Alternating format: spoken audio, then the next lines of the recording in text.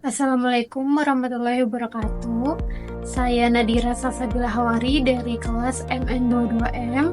Di sini saya akan menjelaskan tentang seputar Big Data, yaitu mengoptimalkan pengguna Big Data di lingkungan Universitas Buana Perjuangan Karawang.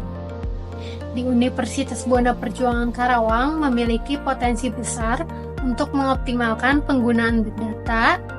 Dengan data yang tepat, universitas dapat meningkatkan kualitas pembelajaran, penelitian, dan layanan administrasi. Lalu di sini ada definisi dan karakteristik Big Data.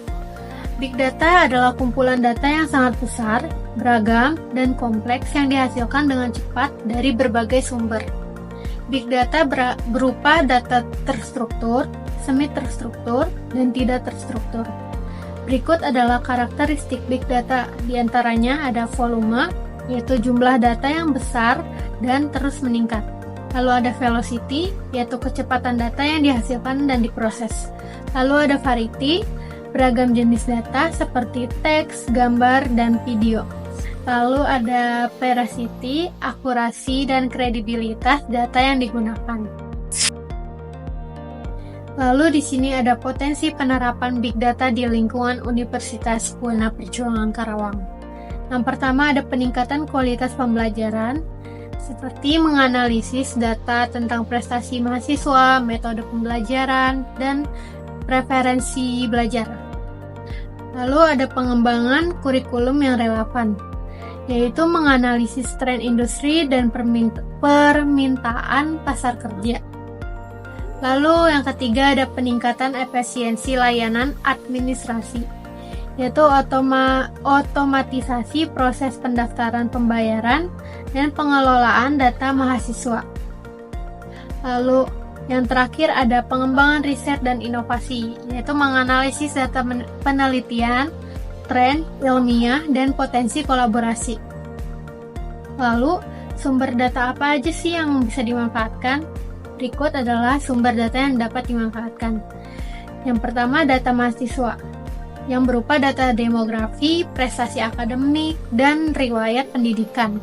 Lalu ada data dosen, yaitu data kualifikasi, pengalaman mengajar, dan riset. Lalu ada data penelitian yang dilakukan oleh dosen dan mahasiswa. Lalu ada data layanan administrasi, yaitu data pendaftaran, pembayaran, dan pengelolaan data mahasiswa. Lalu di sini ada teknik analisis data untuk pengambilan keputusan. Yang pertama, analisis deskriptif, yaitu menganalisis data untuk mendapatkan gambaran umum dan statistik. Lalu kedua ada analisis prediktif, yaitu memprediksi tren dan pola berdasarkan data historis. Lalu ada analisis preskriptif, yaitu memberikan rekomendasi dan solusi berdasarkan analisis data. Lalu di sini ada tantangan dan kendala dalam penerapan Big Data. Yang pertama, kurangnya sumber daya, seperti tenaga ahli, infrastruktur, dan daya yang memadai. Lalu yang kedua ada keamanan data, ya seperti menjamin keamanan dan privasi data mahasiswa dan dosen. Lalu yang ketiga ada kualitas data, yaitu akurasi dan konsistensi data yang dikumpulkan. Lalu yang keempat ada etika penggunaan data, yaitu menghindari diskriminasi dan bias dalam analisis data. Lalu berikut langkah-langkah implementasi Big Data. Yang pertama ada pengumpulan data, yaitu mengumpulkan data yang relevan dan berkualitas, seperti mengumpulkan data dari berbagai sumber, termasuk sistem informasi akademik, survei mahasiswa, dan data eksternal yang relevan. Data ini bisa berupa nilai, absensi, dan aktivitas mahasiswa lainnya. Lalu yang kedua, ada penyimpanan dan pengolahan data, yaitu menyimpan data dalam infrastruktur yang sesuai seperti Hadoop atau Cold Storage untuk menangani volume besar data. Setelah penyimpanan, dilakukan pembersihan data untuk menghapus informasi yang tidak akurat atau tidak relevan, sehingga data siap untuk dianalisis. Lalu yang ketiga ada analisis data, yaitu menerapkan teknik analisis seperti machine learning, misalnya algoritma K-mean, clustering, untuk menggali wawasan dari data yang telah dibersihkan.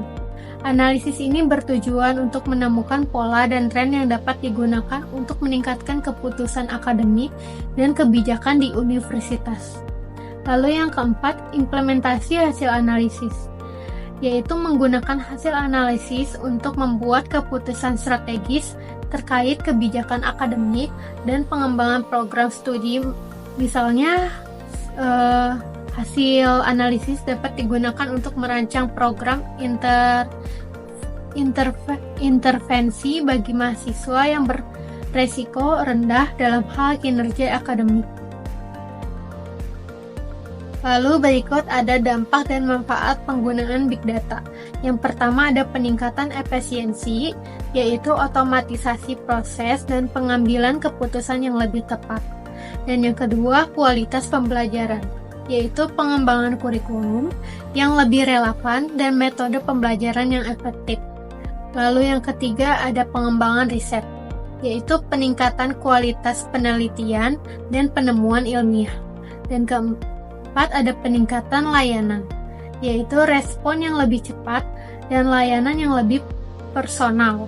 Dan yang terakhir ada keunggulan kompetitif, yaitu universitas yang lebih inovatif dan beradaptasi dengan tren industri.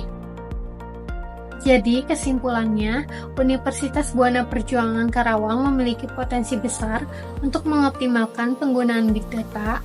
Dengan penerapan strategi yang tepat, universitas dapat meningkatkan kualitas pembelajaran, penelitian, dan layanan administrasi. Hal ini akan meningkatkan daya saing universitas dan meningkatkan kualitas pendidikan di Indonesia. Oke, sekian dari saya. Thanks for watching. Wassalamualaikum warahmatullahi wabarakatuh.